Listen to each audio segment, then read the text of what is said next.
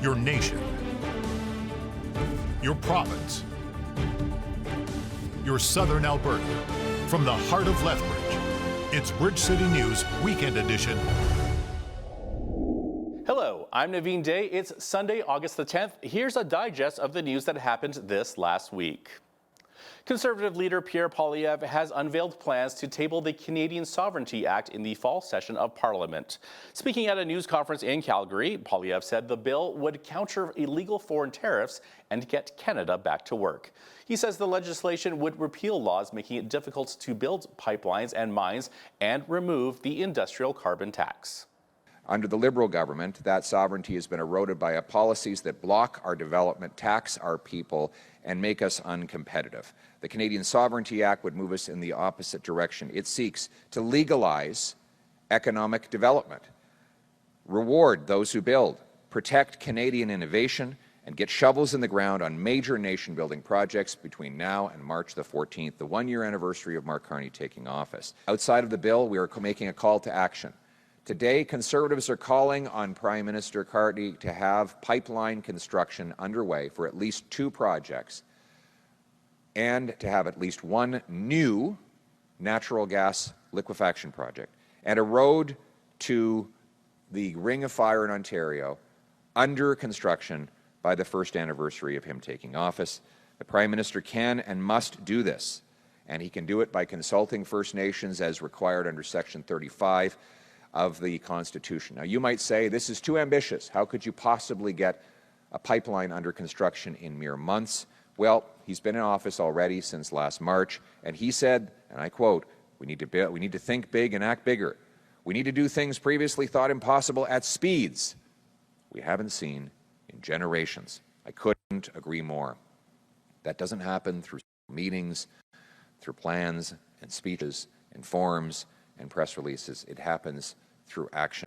Prime Minister Mark Carney huddled behind closed doors with his cabinet and the premiers on Wednesday. The virtual meetings came less than a week after U.S. President Donald Trump hit Canada with a 35% tariff on goods not compliant with the Canada-U.S.-Mexico trade agreement. Tariff rates for Canadian steel, aluminum, and copper remain at 50%. Carney says he and Trump have not spoken in recent days, but they'll talk when it, quote, makes sense. Meanwhile, Ontario Premier Doug Ford says he wants to see dollar-for-dollar retaliation, but that doesn't mean he won't back Carney's approach. Well, without getting into confidential details, we've been communicating, which is most important. I think the Prime Minister is doing everything in his power to get a fair trade deal with the U.S. Dominic LeBlanc, which I've always said is an absolute champion. He's been down there making sure that we get a fair trade deal. And then Secretary Lutnick had a good conversation yesterday with him. And it was positive. It was positive. U.S. is our largest customer. We respect them. But it has to go both ways. You can't have tariffs on one side and not the other. I still stand by what I say. Dollar for dollar, tariff for tariff. They understand strength, not weakness.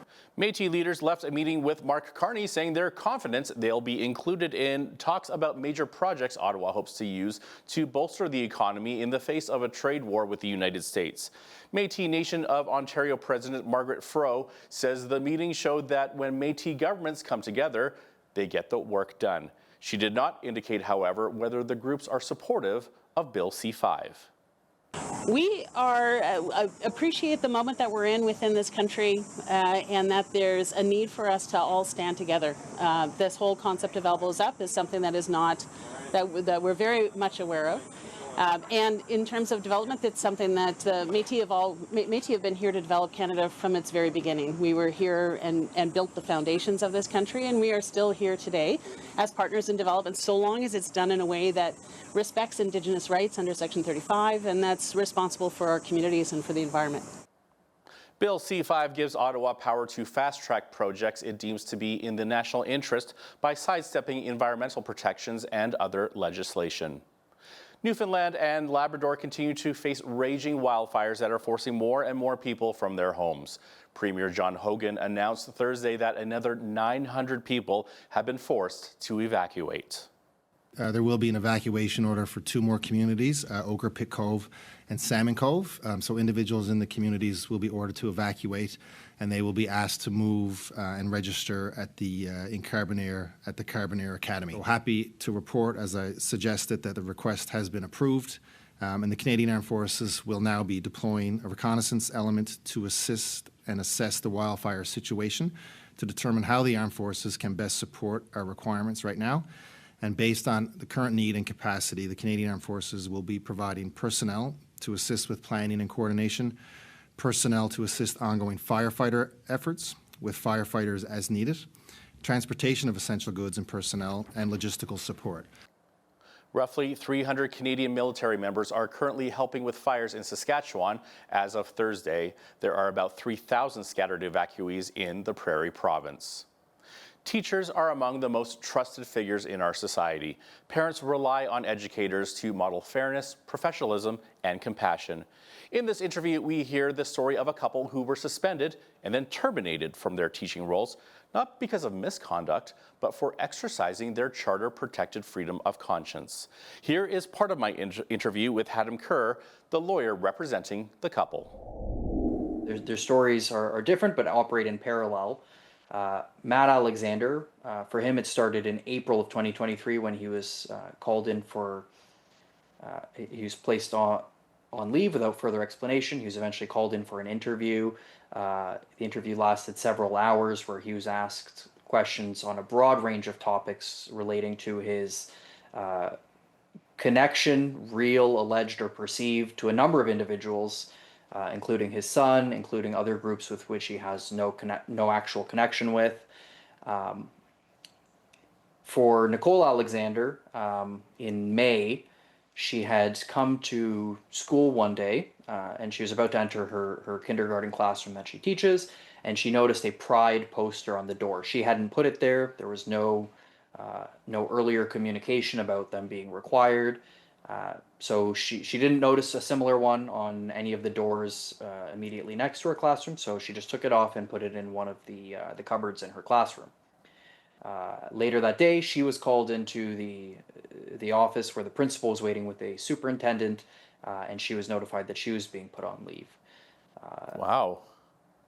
Yeah, so that ultimately culminated in their termination after they were asked to affirm their commitment to the school board's policies, which is, would otherwise be a reasonable request, except the school board policies included a term that they have to celebrate and affirm certain issues. And in particular, what the Alexanders took issue with was the idea of celebrating and affirming LGBT issues. Both Mr. and Mrs. Alexander are faithful Christians and have been for their adult lives, and they see that as contrary to biblical sexual morality. So normally in cases like this, where teachers have a very clean record or a very positive history, in cases like this, the teachers' union would intervene. So what happened? So their union launched a grievance.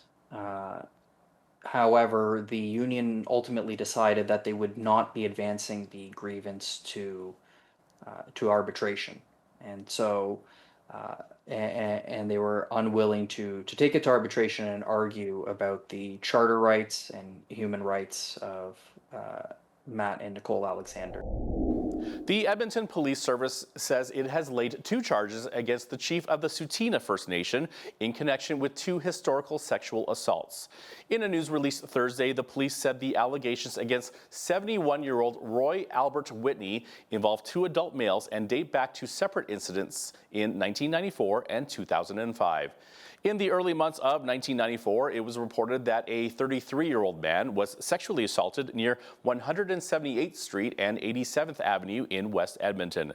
Then, in the summer of 2005, it was reported that a 38-year-old man was sexually assaulted just a few blocks north near Stony Plain Road and 178th Street. Whitney was arrested in Calgary and charged. In a statement posted to the Nation's website, Whitney called the allegations false and without merit, but police said there may be more possible victims. They ask anyone who believes they may have been victimized by the accused to contact EPS at 780-423-4567. The province is taking action against predatory tow truck drivers. Now, these drivers will show up at an accident scene and pressure car owners to use their services and make it sound like they don't have a choice. But Alberta Transportation Minister Devin Dreeshen says that has changed. That's why we will now be requiring tow trucks to stay at least 200 meters away from a collision scene unless instructed otherwise by police or the driver of a damaged vehicle.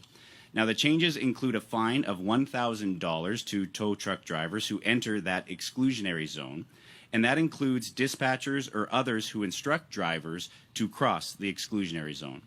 These changes penalize bad actors in the tow truck industry and shield Albertans from unethical practices.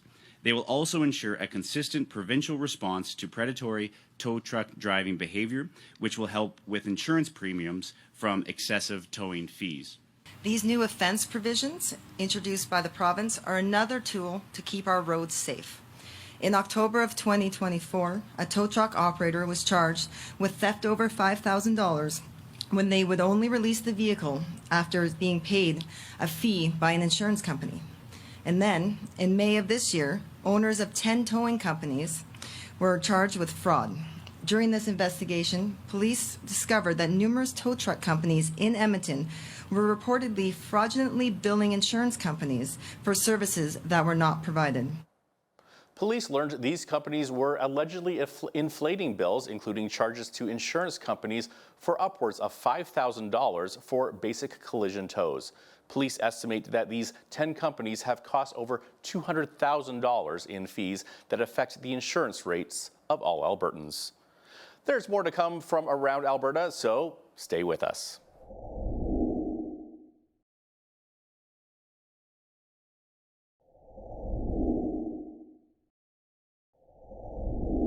Welcome back. Here's what's happening in southern Alberta and the rest of the province.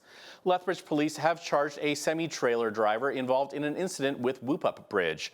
On Wednesday morning, a semi-truck with a flatbed loaded with 2 excavating vehicles was traveling to a West Lethbridge construction site. The driver made a wrong turn into Indian Battle Park and proceeded under the Whoop-Up Bridge overpass, striking the bridge girders and eventually becoming stuck. Significant damage was done to both the bridge and excavating equipment being hauled. The driver contacted police immediately, who attended and closed the east and west lanes of Whoop-Up Drive. The bridge was reopened later that morning with fewer lanes operational. After Wednesday's incident involving the semi-trailer, crews from the city of Lethbridge continued to assess damage to Whoop-Up Drive Bridge. Joel Sanchez, the director of infrastructure services, said Thursday motorists using Whoop-Up Drive for their daily commute will be facing some additional traffic challenges. It's too early to say any potential damage to the bridge. We're just taking the pictures and also doing the measurements and the assessment in order to send that back. It might take probably a few days to go into the details. Yesterday, when the truck was being pulled out of the site, we needed to ensure that there was some support for the structure in case when we move it out, anything was going to shift. It didn't happen. They're going to remain there in place, but that's part of the precautionary measures that we're trying to do. We know there is damage. We don't know the extent of the damage. It will take us some time to assess, and also, based on what we find, there might be some testing that needs to be done in order to define for how long these repairs will be going on. What we're doing at this time is we're putting a preliminary plan in order to have contingency plans in place for different options, and that's what the team is working with the consultants that are supporting us. Due to the heavy traffic delays created by Wednesday's Whoop-Up Bridge incident, many are wondering if a third vehicular bridge will be built. In 2022, Lethbridge City Council voted unanimously to accept an administration submission on the third bridge river crossing review. Preliminary traffic volumes from the city's traffic demand model, updated for the Transportation Master Plan in 2023, suggests a third vehicular bridge river crossing may be needed sometime between 2030 and 2040. Bridge City News asked Joel Sanchez, and this is what he said. The only thing I can comment about the third bridge is that the currently plans that we have is to have a preliminary design by 2027. That's still happening. In 2027, we will have a consultant that will be doing that. But if there is a need to do anything like that type of proposal, it will be part of the new CIP that will be presented to the new council in the fall of 2026. A non-binding ballot question in the 2021 municipal election asked voters what they thought, and 60% said they wanted a third bridge to be built. The city of Lethbridge is moving forward with critical upgrades to its water treatment plant. A total of $67.2 million is being invested into these upgrades. $42.3 million will be allocated for a new water clarifier, with $24.9 million going to the voltage upgrades.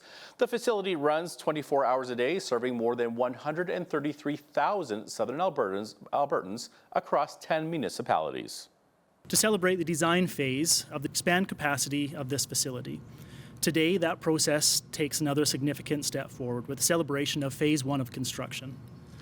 This initial phase includes a new high-capacity clarifier to back up the 2 older clarifiers and electrical upgrades that will add additional power. The projects provide redundancy to ensure the plant continues to meet current capacity while also planning for future growth. With $7.8 million invested in water and wastewater upgrades last year and $9.2 million committed this year, the province continues to demonstrate its strong support for the water and wastewater treatment plants that serve this region. It's important to realize that this funding came through the Ministry of Municipal Affairs. However, most water and wastewater treatment plant funding comes through the Ministry of Transportation and Economic Corridors. The $67.2 million investment has been carefully planned and responsibly funded. I'm proud to say residents won't see an increase in their water rates for this phase. Phase 1 provides redundancy to maintain and protect our current capacity. It also paves the way for expanding our daily capacity to 180 million litres, then 250 million litres. And during the summertime, our peak reached up to 135 million litres per day. That's during the summertime. During the wintertime, our average is between 65 to 70 million litres per day. So basically what we're doing, we're installing redundancy equipment. We have 2 clarifiers. Each clarifier can do up to 75 MLD. And the reason is that if one of them goes down because of maintenance or failure, then our plant could be down up to 75 MLD during the summertime, which means we will need to put measures like water conservation restrictions or other things, ask customers to shut down in order to meet the capacity that we have. The redundancy that we're doing is adding another 90 MLD clarifier into the plant. So now if one is down, we still have 165 firm capacity. Officials say phase 1 of construction is scheduled to begin later this month, with completion planned for December of 2027. On the lighter side, for lovers of theater and good music, New West Theater is thrilled to bring to stage Decades Remixed, a journey through rock and roll history from the 50s to the present. Jessica Enns is the co-director and choreographer for the show. She says the audience will experience unforgettable nights of music and memories. It's a very quick pace.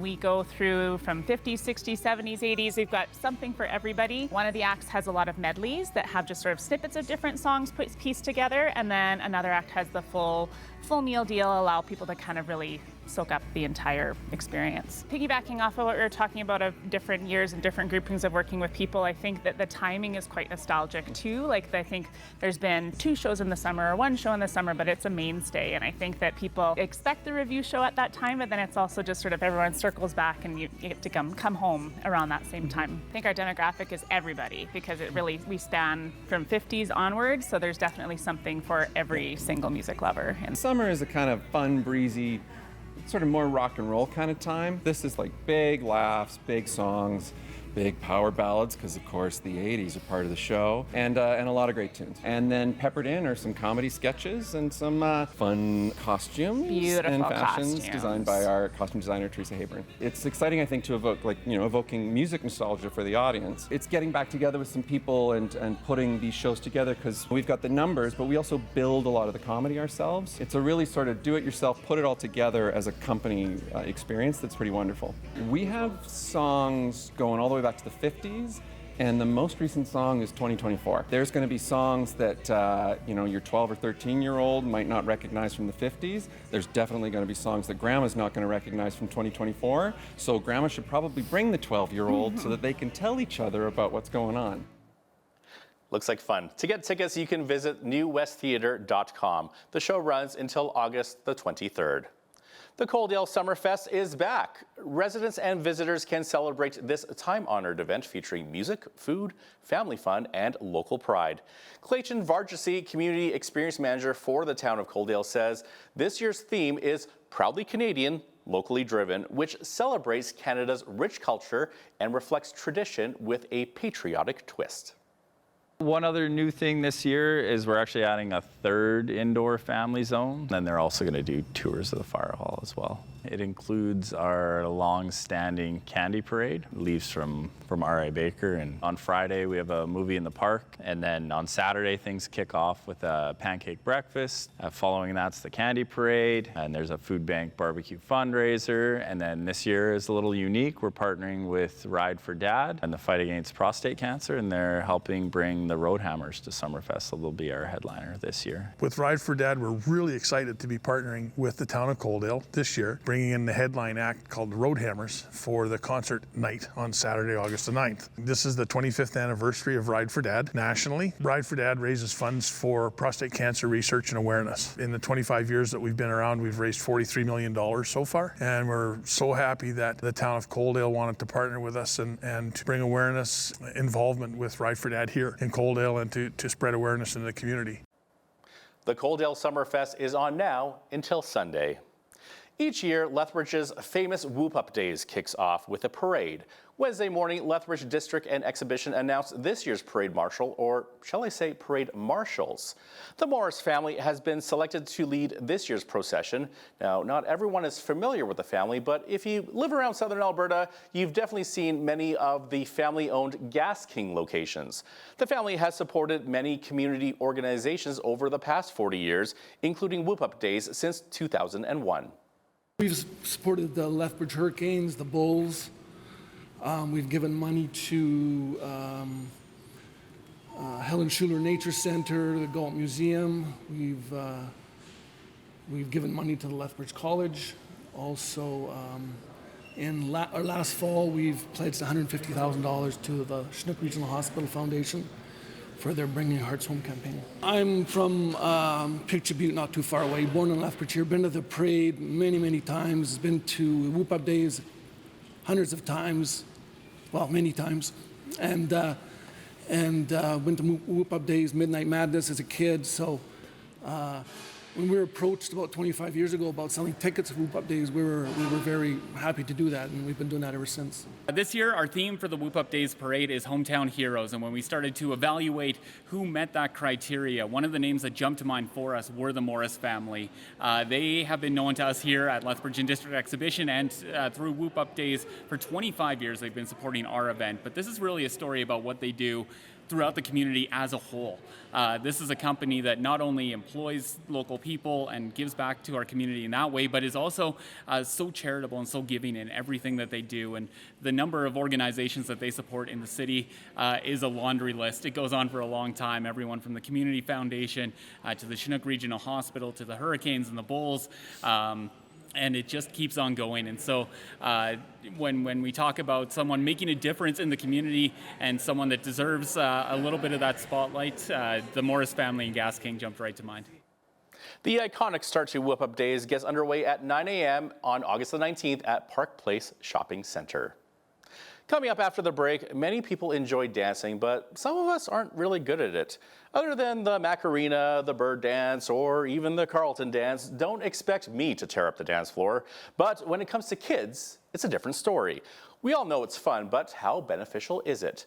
Don't miss Jeanette Roche's interview with a dance instructor that has students of all ages dancing up a storm. And if you're watching us online, that full interview is available on our YouTube channel.